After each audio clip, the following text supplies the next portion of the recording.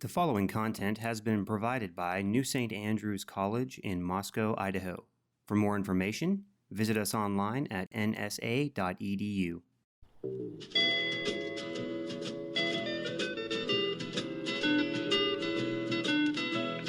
Hear the world calling, but son, don't you listen. They're only trying to drag you back into prison. That's right. Oh my goodness, welcome back to What Have You, live at the Acropolis.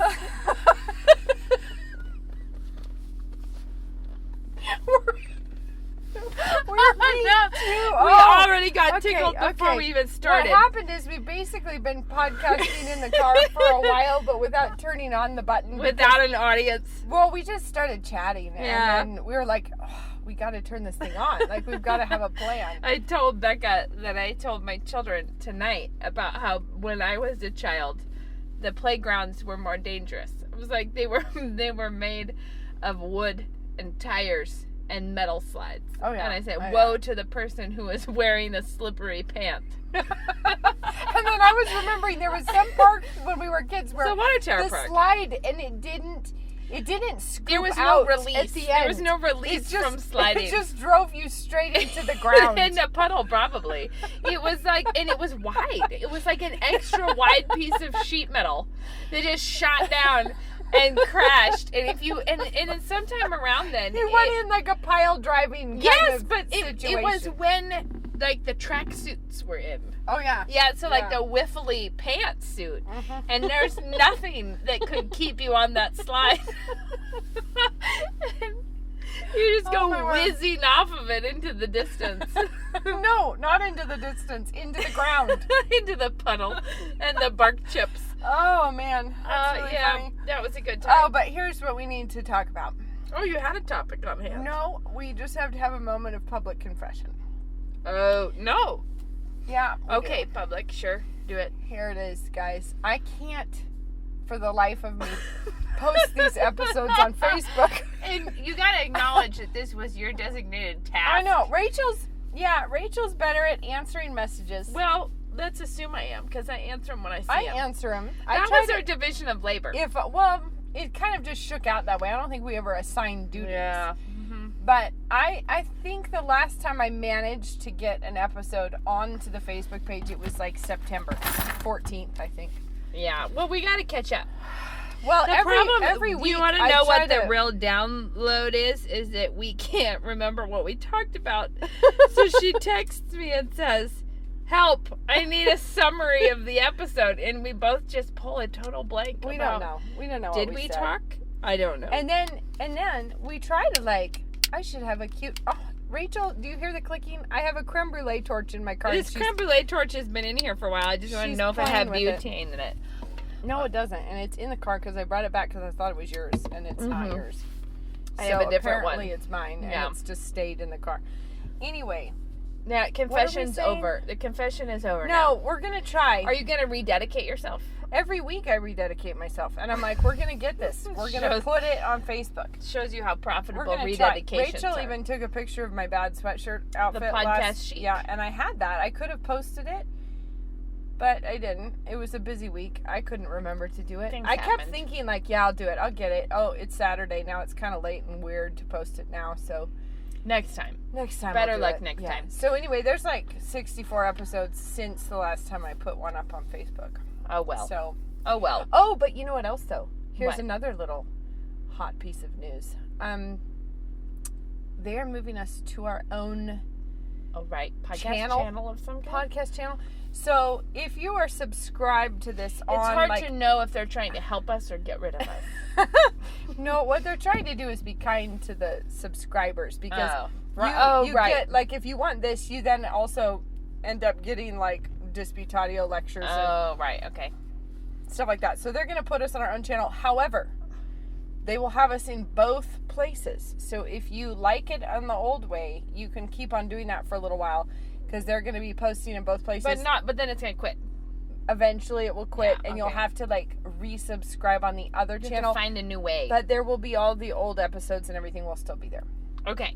That's all. That That's order of our business housekeeping. And just I'll give you 3 guesses whether I'm going to handle that or someone else will. Well, it won't be me. We're going to have to bring in another party No. to do something. The people who load this up for us, the good people of New St. Andrews, they're going to handle it. So, I was going to say, there is something that I thought we should talk about, but do we have anything we need to do before we move on to that? What have you been doing? All right. What have you been doing? What have you? What have I? Nothing as exciting as what had you. Oh my gosh. Becca finished the big quest of the many-person dinner. Finished is an optimistic way of putting it, because now everything is at my house. It has to all be washed, because did I mention last week I was doing this dinner for about 200 people, formal dinner in a building that has no kitchen, which tells you that in order to wash the dishes, you have to load 9 million dishes into your car and drive them all home and wash them there, and then truck them back somewhere else. So currently I have all of it in my house. Like Everyone's all of favorite it, stage. all over, everywhere, on my porch, in my kitchen. This was a phase that But let me tell you, the next thing though is I'm having like 30 people to dinner tomorrow night, and I have this happening in my house. Tomorrow? No, this is a different dinner. I'm doing like 30 tomorrow and 40 on Tuesday. So I've got like back What to is back. it for? Oh, this is a different, like, it's a class that Ben is teaching, and he's gonna be out of town. So he has invited them all to come for dinner, which is great. It's fun, and I was very Well, he's gone. no before he leaves. He would be gone for the Oh, class. I was like, that seems like a very odd move. I'm going to be out of town, so why don't So the go 40 visit of you my go wife. to my wife's house for dinner? And 2 nights in a row, because I'm going to be gone for 2 nights. No, he's gonna do the lecture. Woo, Actually, doggy. At we're dinner. gonna do dinner and a lecture, because he'd be gone the day that ordinarily they would have Right. the lecture. So That we're makes- just gonna do it at the house, Oh, which is good. great. And and he, How many people are you having? it's- 30 and then it's- 40? I think it's 30. What are you going to make? It might be 25 to 30. Well, and then the next night is soup night, which everybody loves. We like doing that one. But that one we also have to celebrate Judah's birthday at it, because It's his birthday. well, the next day it's his Is birthday. that and Ben's Wednesday leaving or town. Tuesday? No, this is Monday, then Tuesday, then Got it. Wednesday. Anyhow, but all of this would I have have been soup great night on Wednesday. Oh, can I borrow your rice cooker again? Not for Wednesday, because I need it No, but on I just Wednesday. need it on Tuesday, maybe. If I get it by Wednesday, I'm Crap. good. By Wednesday. You can use it Monday or Tuesday. But Tuesday, Wednesday, I and need then give it back. Okay, all right, fine. It's still at my house from the last. Yeah, go-round. so I was going to have to... Anyway, so my point is, the dinners actually are going to be pretty low-key, but it's the mound of dirty dishes that is taking over my life that is right now the sore spot, because I remember this phase when I used to do events when I still lived at Mom and Dad's house. Because I would always feel like, whew, did it, finished. And Mom would be like, what about those 40 bins in the basement? I'd be like, I'll handle that later. Mom is a far more diligent, make it happen yesterday person. So, yeah. but now I see her point. Now I No, see you it. gotta You get it have done. to do it right But away. see, I have like 200, it was probably like 200 dinner plates. We did an appetizer plate and a dessert plate, so that's like 400 of those, and then it's all the wine glasses, and then all the serving pieces, and platters, and bowls, and anyway, everything is in a giant heap. It's in a heap. Things. Just crates and everything, but it was fun. It actually went well. So mostly, I I'm thought gonna my have best- to just tell my- the guests to deal with the. Actually, they were all at the dinner, so they'll all understand. It'll be fine. It'll be fine. I'm sure that will be fine. I'll be like, pick your way across my threshold. Yeah, find your way in. Sit on a box of Once dirty you get dishes. here, I was gonna try and make that. Well, I don't know what I'm gonna make. What were you gonna try to make? What I was thinking of making, the mood that the weather is giving me, is that really great Jamie Oliver stew that is like a. He uses a beef shin. I can't be a party to that, but I use other cuts of meat. Isn't a shin? Is it with the bone and the I don't marrow? remember. Probably. I don't remember, but I just use other beef. But it's a really glorious stew that you put cinnamon sticks and rosemary sprigs in. Oh, it sounds and like let it. I forgot about that. Sounds like a it's so Spanish short ribs kind of a thing. Yeah, Those and are it's really got good. like a lot of tomatoes, and it's Does it have just orange zest It's in it? really good. No, I make a Spanish short ribs based off of something we had at a restaurant that has a little bit of cinnamon in it. It's like tomatoes, like the beef short ribs, but I do the country style short ribs, which is really, they're boneless. They're like, I think they're slices of chuck or something. I don't know what they are. But they're like some kind of a slow cooking meat that's like in a long, the country pork ones is pork shoulder, and I don't know what it is in beef. But anyways, I put it in a Dutch oven with it's like sauteed onion and grated carrot, and then tomato, and then there's a little bit of cocoa powder in it, and some cinnamon and some orange zest, and then like you put up fresh herbs in it. This sounds And similar, it except for cooks not really- the cocoa and orange. The orange zest, and then you top it with a little bit of orange zest and like parsley all mixed up together. That sounds good. And it's really good. Yeah, and this it's one super doesn't good have with that. you have like polenta and then this. See, short, I do this so one good. served over the top of smashed potatoes, and the smashed potato recipe you do with like cream cheese and butter and salt and pepper and some of the potato water you don't have to peel the potatoes, so they're like chunky. You use red ones, boil them, and then smash them with potato water and a boatload of butter and cream cheese and salt and pepper. So they're very luscious. But then you put the stew over the top. It's really quite tasty. Sounds good. But I don't know when I would do that because I have to teach all morning. So weird recipe alert. This is something that I got off of the New York Times, okay. which are so snobby. Been using their app for years, and it's a great app for free, but they suddenly decided they were worth money and put up a paywall, which is really stupid because they were a great app for free, but I can't bring myself to want to pay them for it. But a recipe that I got off of there was one for like a baked cabbage and sausage thing. Okay. And it's so simple, and it is so ridiculously delicious. And it is like a whole, well, I do for our family, 2 heads of green cabbage, sliced thin. And they say you can like blanch it, but I have done it both ways, and it doesn't really matter if you just pack it into a Dutch oven, not blanched. And then calls for sausage, but I use the chicken sausage because it's really Like links? Or no, ground? like there's like a Serrano's Italian. It's like a hot Italian chicken sausage that's in like a 1 pound thing, and it's not cooked already. It's a raw sausage. You crumble it all across the cabbage, and then layer it, cabbage and sausage, with salt, and dot it with some butter on the top.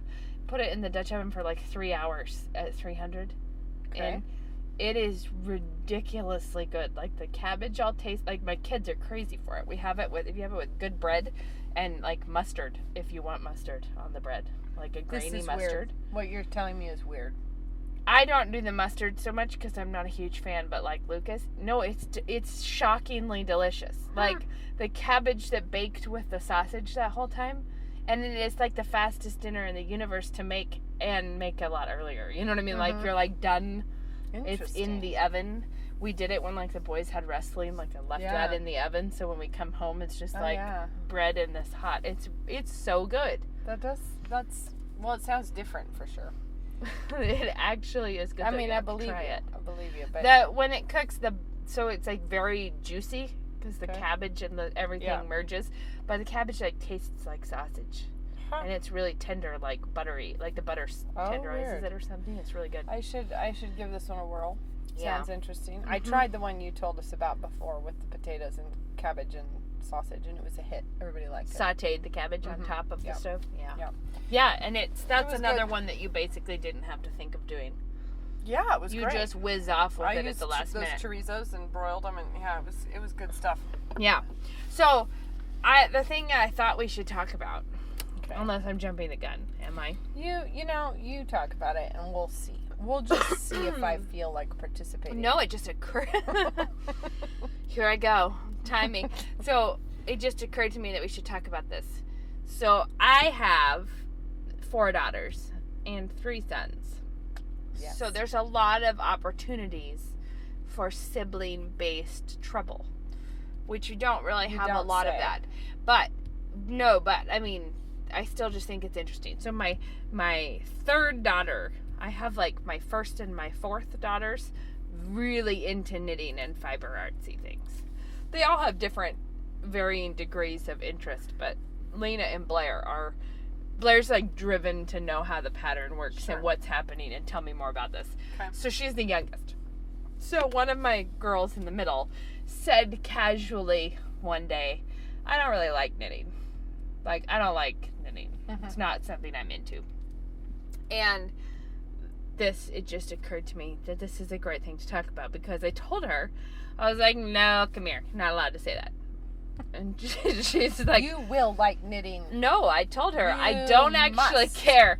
Yeah, You commit cannot be forever. a Jankovic unless you like knitting. What I said was, I bet I know what you meant when you said that. And what you meant is, I don't like it as much as Lena and Blair.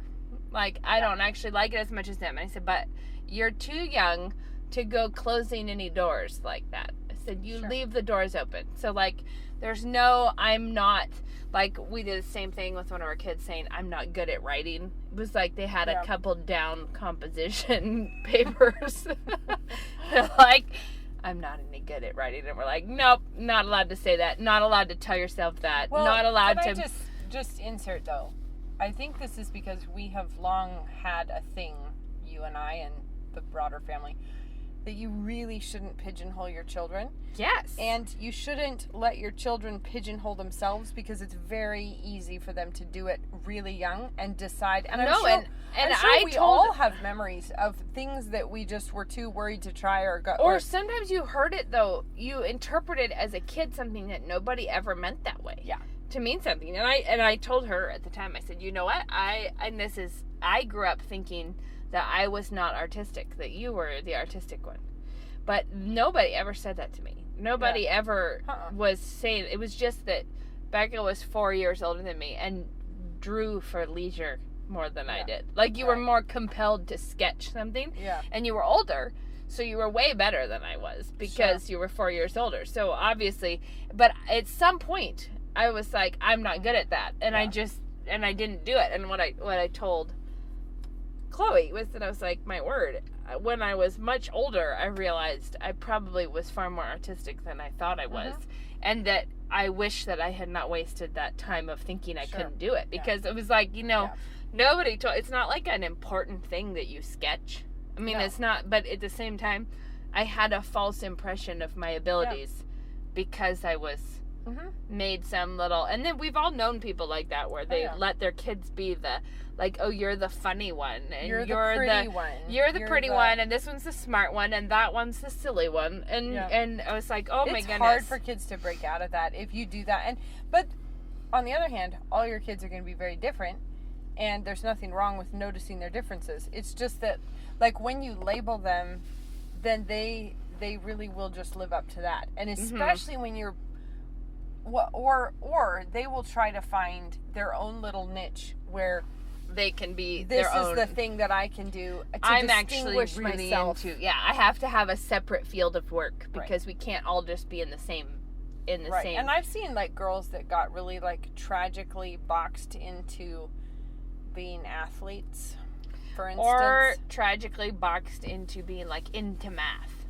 Or tragically boxed in it. It just happens. And so what I told really Chloe, can't get out. Like, it's very Chloe hard for them to get out. totally understood this. Like, she was just 100% fine with that. I said, I don't actually care if you don't love knitting. Like, I really don't. Like, but the funny thing was, like, but the thing is, you actually do. You know how to do it. Yeah. You like it. You're interested in it. You just noticed that your younger sister is more whizzed up about reading a pattern than you are.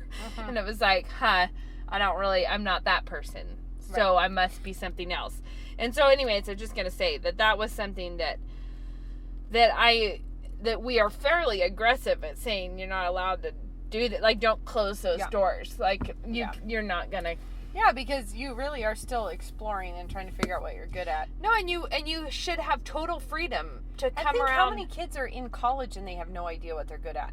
They're drifting around. They still don't know who they are, what they, so it's absurd to, like, close doors when you're in third grade. No, and I've told her, I said, who knows, you might want to come back around to doing something, and I don't want you to have to overcome your ideas about who you are first. Like it's fine with me if you don't feel like knitting right now, and it's fine with me if you never come back to really being passionate don't, about like, knitting. seal the But lid don't down. start saying, don't start telling yourself that's not me. I'm not into that. Yeah.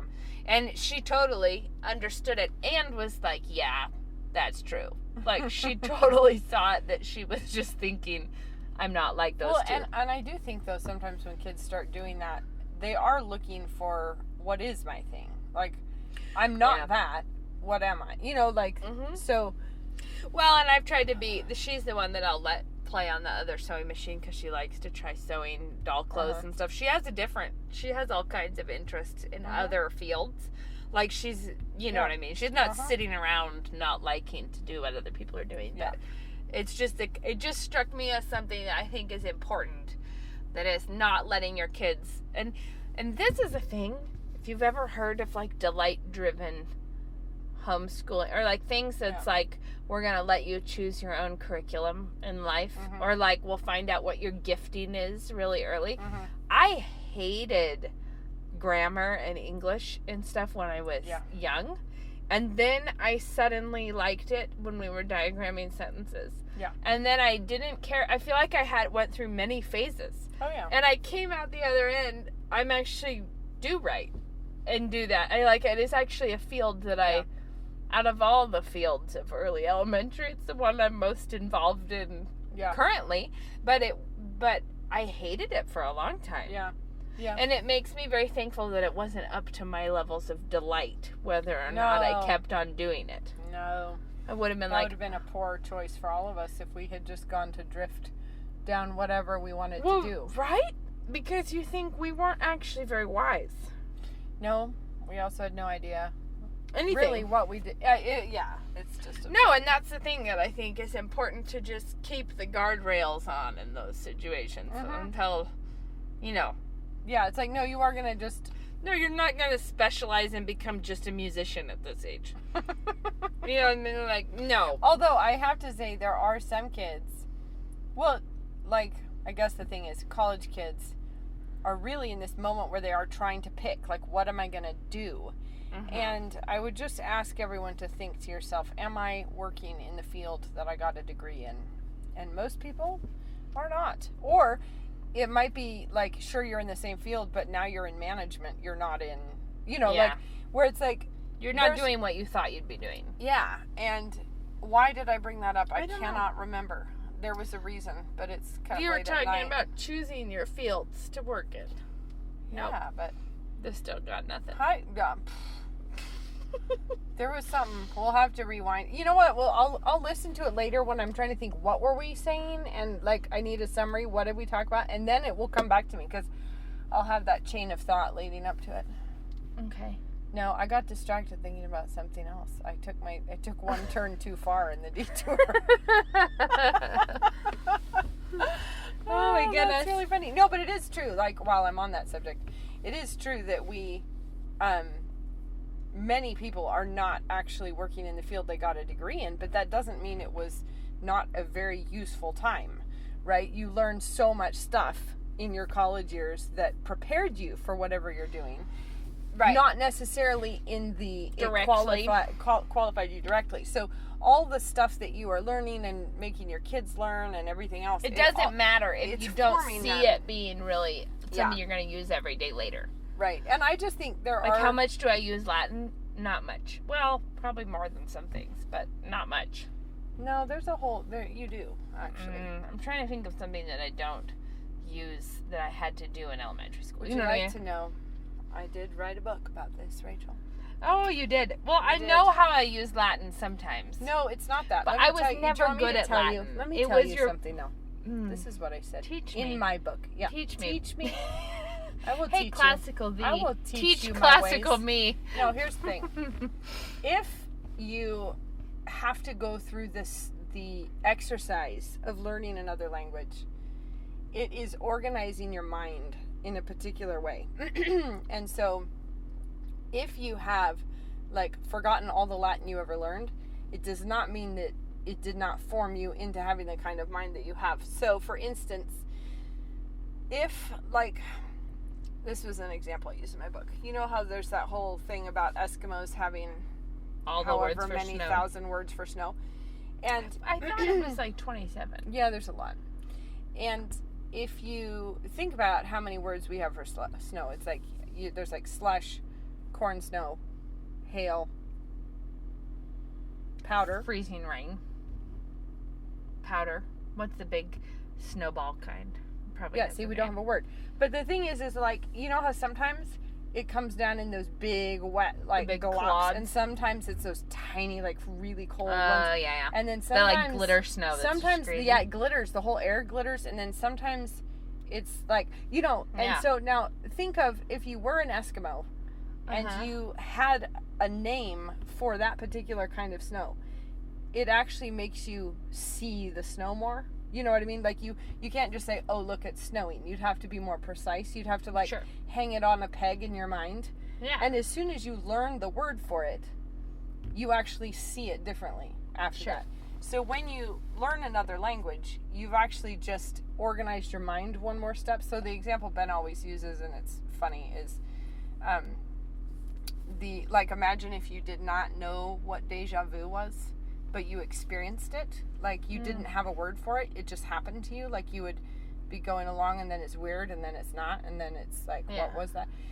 And it would be very unsettling. But as soon as somebody tells you, oh yeah, that's deja vu, then you feel better about it because you have a word. Like you have a thing to hang it, there's a hook to hang it on in your mind. Yeah, sure. And now when you experience it, now you have a word for it and it settles it in a way. Or like there's the German word, friend shaman. Yes, feeling Which is embarrassed when for you're, others. Yes, when you're like painfully embarrassed on behalf of someone else who isn't embarrassed, but should be. This is a word for talent shows. Talent shows. There he is up there with his squeaky trumpet and being embarrassed. You just can't even. You and can't you're make like it through a live. dying in the Actually, in the probably stands. most handbell concerts. Or frequent feelings that teenagers have about their mom singing loudly to the radio. And the or mom something. who just doesn't care. Yeah. And the kid is like dying of vicarious embarrassment. Well, the Germans have the word for it, which is friend shaman. And as soon as, like, we've all experienced that feeling, but when we don't have a name for it. But as soon as you have a name for it, then the feeling itself becomes more crystallized, and you recognize it when it happens. And then you can identify it and move on from it. And so the thing is that, like, you, by taking Latin all the years that you took it, you are able to distinguish between I was running versus I ran. Right? There's a nuance there. Right. And by having to jump back and forth between two languages and learn it, you can say continuous action in the past versus completed action in the past. Right. And then you speak in English more precisely because your mind has actually been shaped and formed by the study of Latin. I'm saying is that you might not have to dig out your vocab all that often, but you have had a sort of a sharper edge put on But I've always felt that I was personally a failure at the languages. That's what I mean, as that I didn't excel at the Latin. Both with Latin and Greek, I got to where I could translate it, but could not explain to people why. I remember in my NSA Greek final, translating a section and having my teacher, my instructor Schwant at the time, was like, very good. Like, now tell me, why did you translate this that way? And me being like, yeah, because it felt like the thing to do when I saw it. I just intuited it. Yeah. But my point was not that I know that Latin is valuable. And we got on a major rabbit trail because I was trying to say that there's things that I didn't use that I don't currently use in elementary school that were still very good and formative. In my life. Yeah, and I'm saying... And I want to connect this to something completely unrelated, though. Can I do that? Do you mind? Probably not. Okay. Because when I think of whatever I was going to say, I'm just going to I'm going to launch that. Okay, it's the thing that mothers experience, that sorrow of forgetting your babies. Oh, it's that feeling of, like, I don't even remember you when you were 2. Like, I mean, like, you would be very familiar, but you changed and I don't know. You know, like, and that moment when you see it, where you just want to soak it up forever. Like, I hope I never forget this. Yeah. But you already are forgetting it. Like, it's already getting lost. Yeah. We had this moment Moses just turned 2, and at the Sabbath dinner where we had his little birthday party, Grandpa Jim, so my grandpa, his great grandpa prayed, and he prayed for him, just a wonderful prayer that he would, it was wonderful. I can't even remember what he said, but it was wonderful. Yeah. And then when he finished, Moses yelled, "Amen." And it was like this moment where you're like the sweetness of this, except for that I've already forgotten what it was that Grandpa, you're already like, it's just fleeting, it's just leaving, or you find your baby clothes or whatever. And I was just thinking about that, how you didn't lose that. Like, that was part of a story that it shaped how you feel about this person today. But just because you don't know how you got shaped does not mean that you lost it. Do you know what I mean? Like, it means that this is, plus I always think that that's part of just the having eternity in your heart. Yeah. That this is the longing for eternity is like, how can I not hang on to any of this? That's just the struggle with finitude, because it's like we can't grasp it all. No, and we can't even think about it, or we get sick. Like, we get so sad and depressed. It's like we would love to transcend time, but we cannot. We are stuck inside. And we're like, oh no, we're just getting old and we're losing track of everything, and it's not working. I was noticing that verse when Jacob goes to Egypt, when Joseph, they found out, and he like, goes, my days are short. Pharaoh says, how old are you? Or somebody's like, 130 years have been the days of my pilgrimage. Short and evil have been the days of my pilgrimage. It's like, it's been hardly a minute, and it's been awful. And I was saying this to one of my teens the other night. He was like, I'm not getting everything done, that I just feel like I'm behind on all the things I should have started by now. There's so many things behind that you're like, just we're in the teens right now. Cry me a and I was river. like, let me read you a verse from Jacob. I was like, you're experiencing humanity. He has a piece to speak to you. So I am. Welcome to human. Speaking of that, this is a moment. This is another moment bordering on my when Rachel cannot rely on her intuition, but is tempted to anyways. Okay. Are you about to freewheel it a little bit? Yeah, majorly. Okay. I am not a Levitical scholar. Uh-oh. Yeah, you're gonna freewheel it. I'm majorly gonna freewheel it. Levitical speculation. I'm not a Hebrew scholar nor a Levitical scholar, but nor we just the son of a Levitical scholar. nor related to one at all. But we just read Leviticus. Well, we're related to people who would probably know more about it than we do. We should call them up. Actually, I did. I did call Dad up to be like, here's what I feel. Is this something that you think is accurate? Because So there's this discussion, because we all read Leviticus together in the Bible Reading Challenge. And Leviticus is full of shenanigans. And I will say that this is the thing that has been so fun about the Bible Reading Challenge to me, is that I could have read Leviticus by myself and not wrestled with a solitary aspect of it. Like, I could have just breezed through it. But when other people express concern, well, not even necessarily concern, comment, like when they're like, oh, don't you just see this? And you're like, no, I don't. But then I have to think about it, because it's, and then you end up reflecting on the scripture way more than you would have, because you're actually having to think about, why do I feel that way about this? Right. Well, it made me think about these people, because the whole issue of you being unclean, like you have a baby and then you're unclean for a while, and then you're unclean whenever you're on your period. You're unclean there's a lot less privacy these days in Leviticus. The announcements that you would have been needing to share with the community about your uncleanness seem a little like an overshare. But the point is, so much uncleanness that people were kind of saying, it's not as bad as that, because it wasn't that big a deal to be unclean. Because it was so common, it was not that big of a deal. Okay. Well, then this has me just thinking, I don't think so. I think it was a big deal to be unclean. Okay.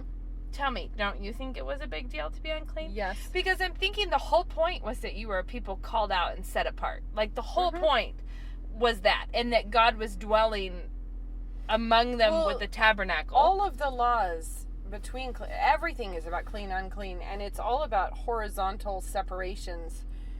This is clean, this is not clean, which was all to point to the vertical separation, which is clean and not clean. We are unclean. Yes. The horizontal distinctions was meant to reinforce the vertical. Right, but the whole thing that I think I was saying is people were, and then it reminded me of like Galatians. Okay, so Galatians, Dad mentioned this, and I thought, yes, that's what I mean. In Galatians, Paul's saying, why are you trying to get the poor Gentiles to follow this law? And he says, like, when neither us nor our fathers could bear it. Like, we could not survive with this level of, and I think everybody thinks, like, well, no, that'd be unreasonable if the woman who was on her period was not in the home. Like, it would be unreasonable to say you can't touch her, or you shouldn't be near her, or she can't prepare food. That'd be unreasonable, so it can't have been that way. But I think that this was their whole life. Like, at least when they were in the wilderness, they were getting manna every day still. Do you know what I mean? Like, they weren't exactly building cities and doing all the agriculture. They were like, the whole thing that was happening was the tabernacle, clean, you know, like trying to be clean, trying to be set apart, trying to be, and I'm sure there were people that were not I just have to desiring holiness, but if you were desiring to be holy, and you know all the people saw that, the first sacrifice, God consuming it in a fire, and that they all, says that everybody shouted and fell on their faces.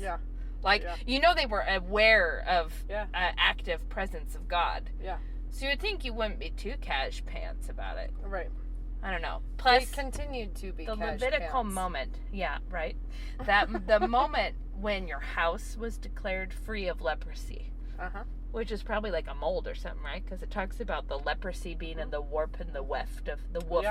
The warp and the woof of the cloth. Yeah, exactly. Okay, but dipping a live bird in the blood of the bird you sacrificed and carrying that through the house with like cedar branches and stuff. And I was thinking, that is a scene right there.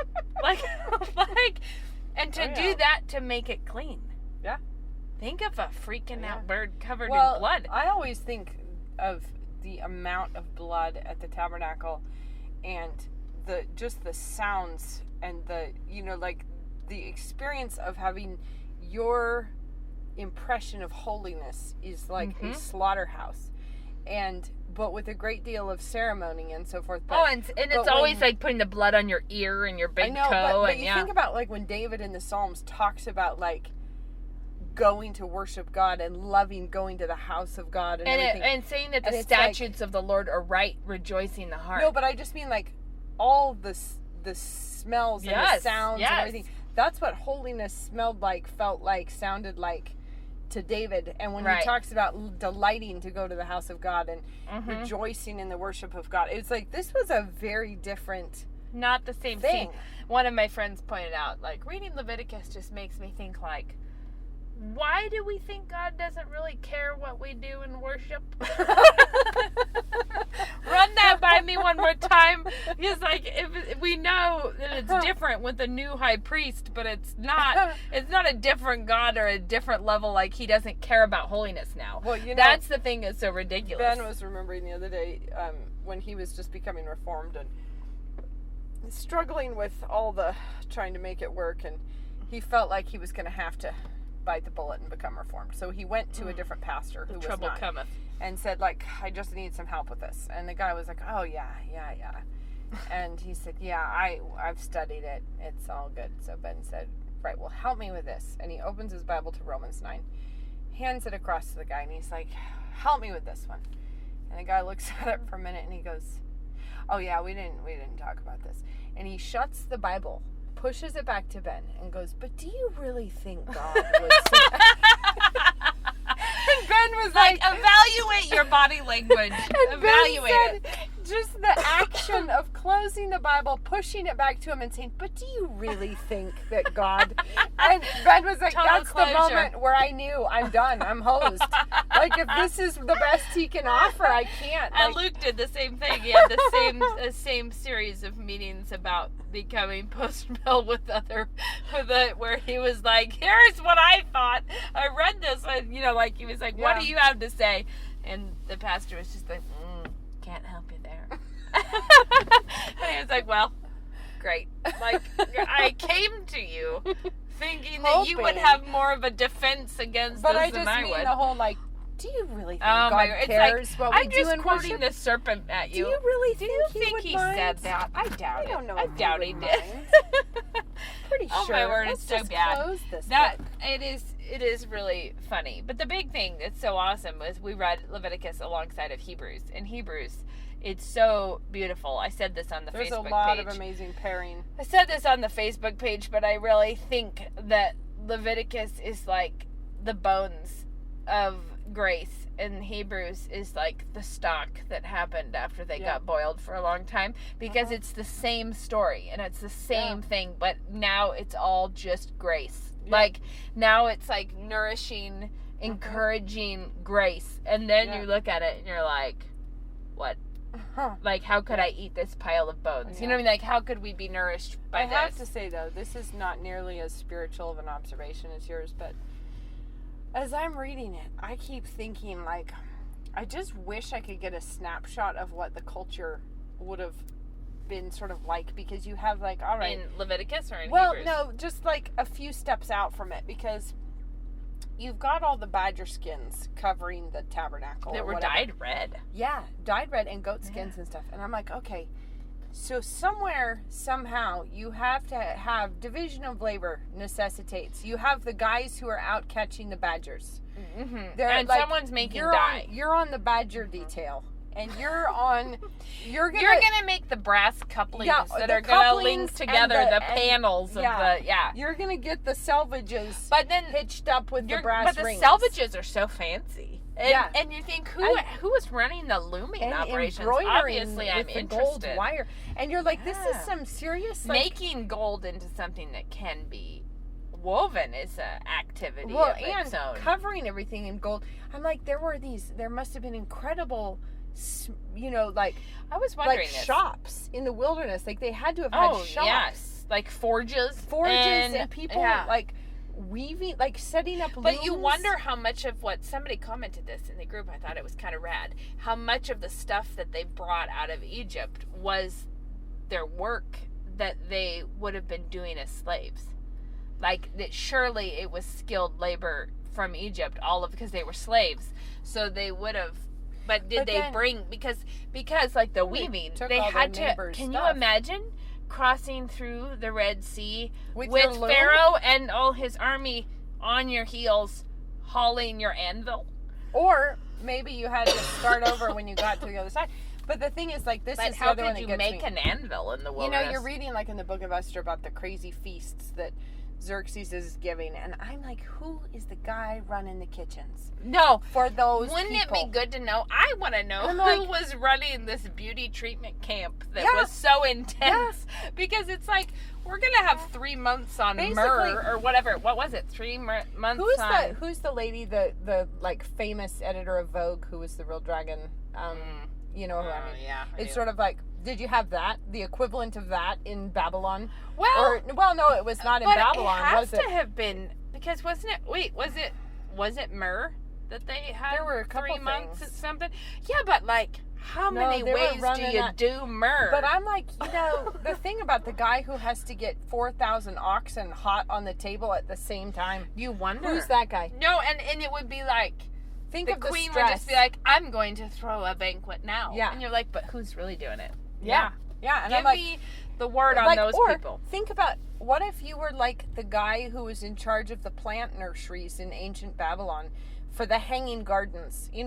Who's the gardening expert? Somebody was starting the plants and was taking care of them and was being the, Wasn't it in Babylon? Who's the guy feeding the lions? Is in it the in lion's Herodotus? den? Is it? Yeah, right. In there was somebody taking care of that them. poor guy that died stoking the furnace so hot. That was a rough day at work.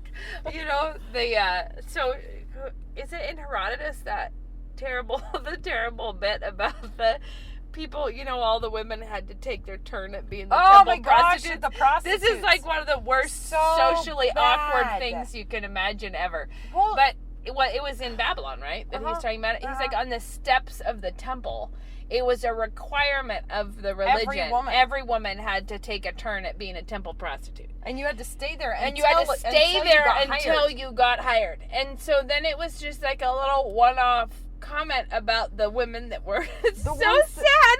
It's like the worst women who were stuck on the temple steps for years. Years, every day, going to the temple to check if you'd be hired as a temple prostitute yet again, and getting passed over. And you think no part of that is okay. Like, the sadness of having to go prostitute yourself. Can I just say, but at that time, the feminists are so provincial. Because it's like, do Isn't you that have the any truth? idea about how I feel women have put had to upon- live? I feel put upon that men don't have to sit down to go to the bathroom. Sort of that's Hashtag why. me too. Hashtag me too. Hashtag everybody fuss together now. Somebody winked at me today. Hashtag. And the thing is so bad about that, we were joking about my word. If men started some kind of a hashtag for any time a woman saw a girl afflicted being you with her inappropriately immodesty. You're like, Hashtag me too. hashtag why the boobs? Hashtag why have you done this to me? Cleavage alert, me too. Hashtag they're the worst. Women are the worst. Women always do this kind of thing. I was propositioned once. Women are the worst. Somebody told me once our daughters are facing, this has been, she's like, our daughters are facing pressure every day to have sex. And I was like, Not my daughters. And I was like, no, this is when I was in high school. No, I was in college, but I was like, nope. They shouldn't be. I was like, they might be if they're in all the places they ought not to be. And I was where like, do you but have you them? have to have them in a situation where they have a boyfriend like, who's have- trying to have sex with them have and you- friends who think that's a good idea. But it's like, have In you an been letting them environment. go hang out on the temple steps? Yeah, what part of this are you? Yeah, Is are that they where you're waiting for sending someone them? to pay them for temple prostitution? Because I can see how that would be pressure. Like, if they're sitting there and someone tossed the coin into their lap, sure, maybe they feel like they have Yeah. to go. But why the temple at all? Why are Yeah, we there? yeah. Anyways, my comment at this time to this woman was like, no, I'm sorry. I was like, I can say I was still unmarried at this time. I was in college, and I was like, I can safely say that I have never in my whole life been pressured to have But sex. And I said, but that's because a lewd guy on the street is not pressure. No. Like, you're talking about people closest to you are, you know what I mean? Like, that there's some kind of a consequence of you not, you know, yeah. that you're like afraid of he'll break up with me if I don't do this, and somehow that would ruin my But life. see, both of us we have all been there where there's a lewd guy. I was just there with the lewd guy in the Walmart parking lot not long ago who sidled up behind me and became very overly helpful with the dog anatomical, food. anatomical and inappropriate is what he was. And unflattering in well, his way because of who he was. He was trying to be complimentary, but it did not. I was so taken aback. I was talking to Rachel on the phone at the moment, and he came I got up, to be there for and it. he came up to me, and I was holding a giant bag of dog food. And so I had my phone pinned to my shoulder with my ear. And then- so good. And he sort of sidles up right there in your blind spot, kind of. And I turned around and he said something, and I was like, what? And he said it again, and I was like, oh my word.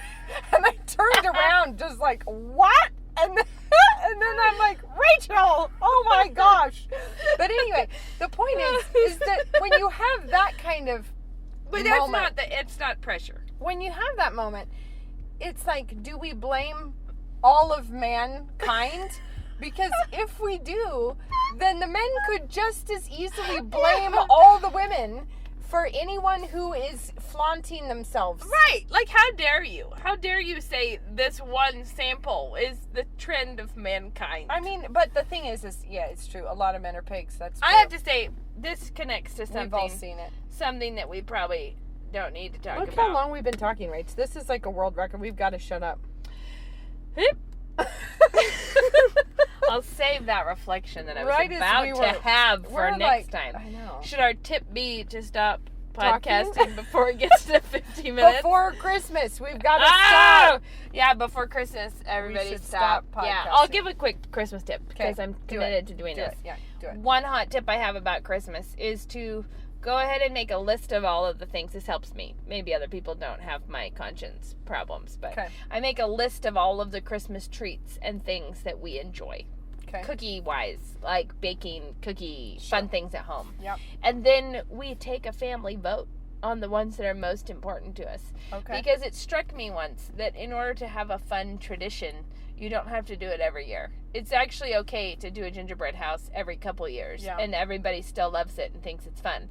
And it's still a tradition, even if it didn't, You even know, if it's not like every single December. I have never gotten the gingerbread house because every time I've tried, guess what I've... Oh, I know what happened. Guess where You're like, I've... let's make a Victorian palace. I know. It's Yeah. like, I'm going to do, like, glass... No, it's got to be windows, 3 stories. 3 stories with sugar glass. Amber, sugar, that is...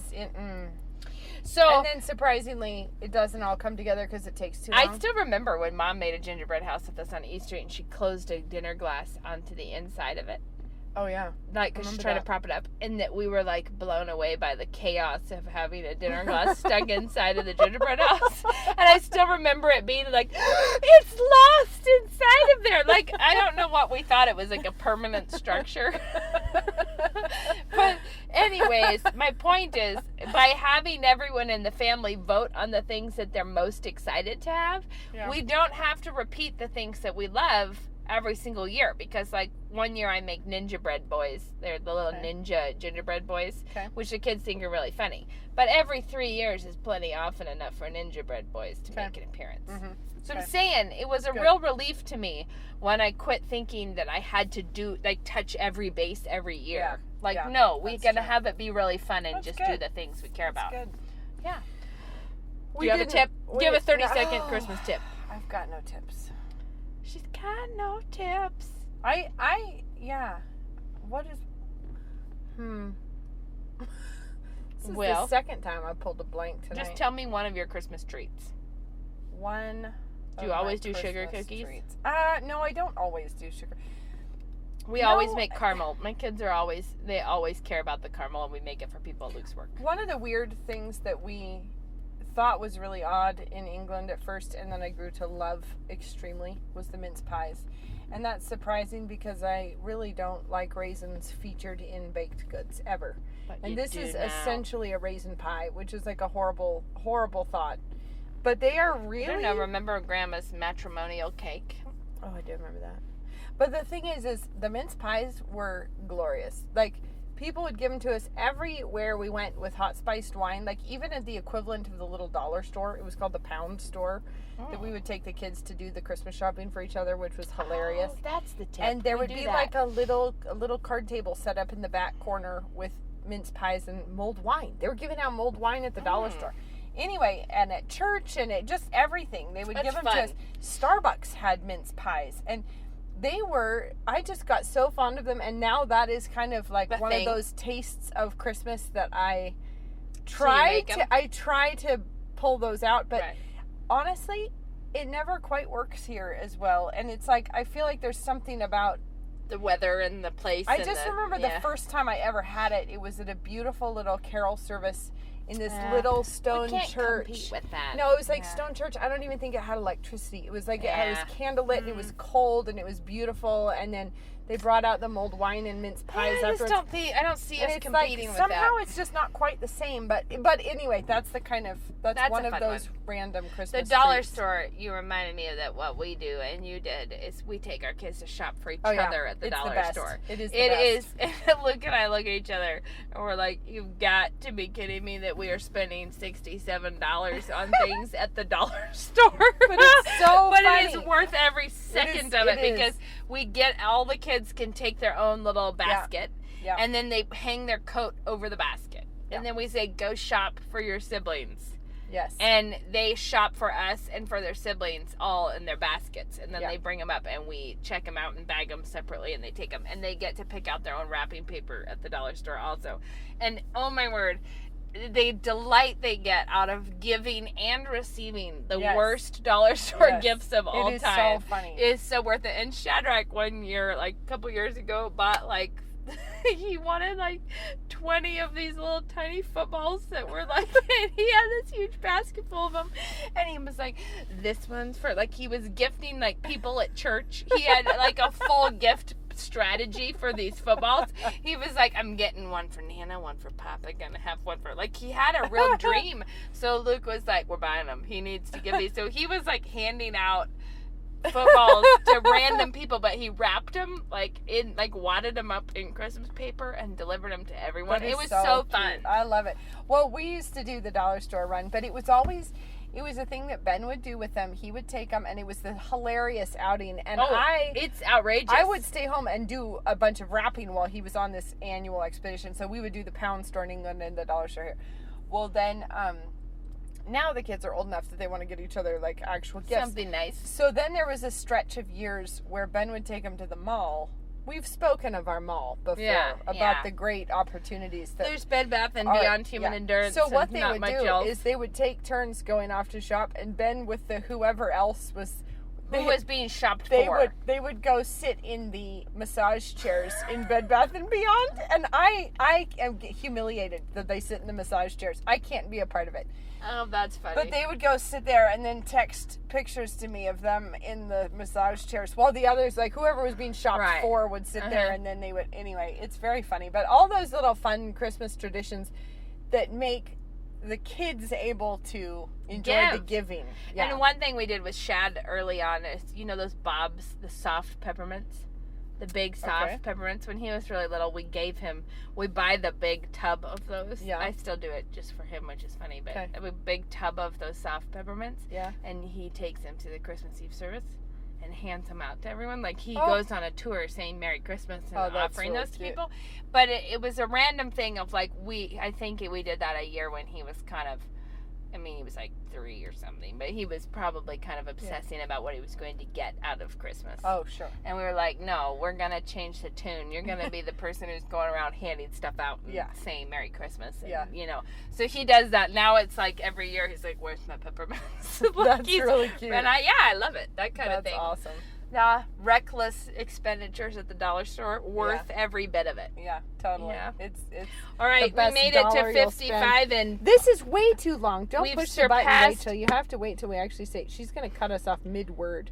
Ready? Do Let's say goodbye. Do you want to take it to a full hour, No, Bex? let's just say goodbye, and then you can push the button. Goodbye. Good night. Goodbye. Talk to you next week. Bye.